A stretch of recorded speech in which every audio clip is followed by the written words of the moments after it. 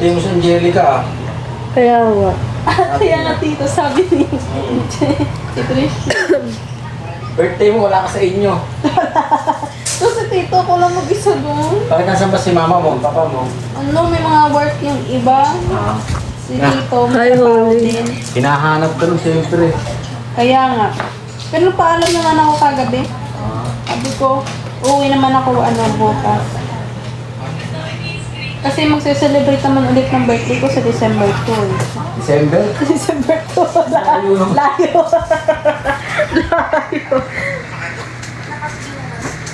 Kumain na ba kayo? Opo, tito. Isa, baka hindi mo pa pinakain yan. Birthday pala niyan eh. Pakain mo sa McDo yan.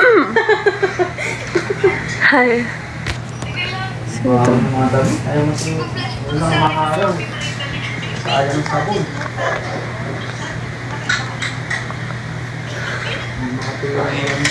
Dapat laundry na lang. Lapit lang ng laundry. Magkano kaya laundry? Alam din naman, baka ka oriente sa ano. Tingnan nila pa, nasaan na yung sabon ng baho. Hindi na katayo ng maganda. Ayaw maraw ng maayos. Baho. Ang lalakay.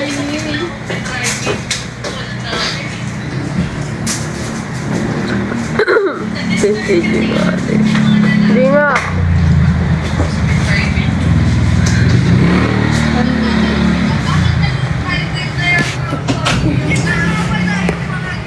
Ang lala. Sana makita ko. Kuya Lito, shoutout. Hala, bakit kilala mo yung papa ko? Papa mo. Ang bait ni Tito. Ang bait ng papa ni Trish. Ba't kilala mo yung papa ko?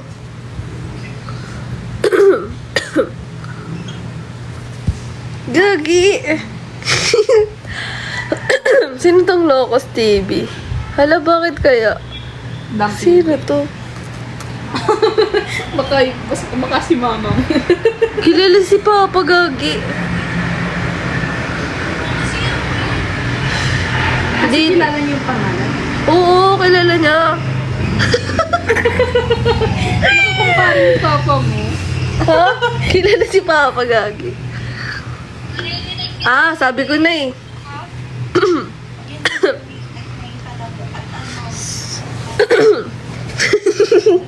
Natakot ako eh.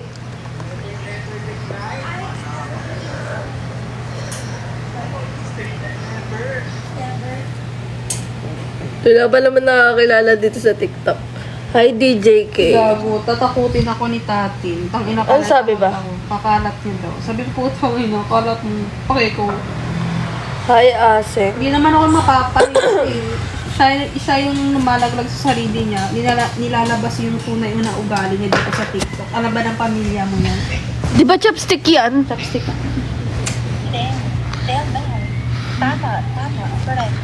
Hindi mo ko nire-respeto.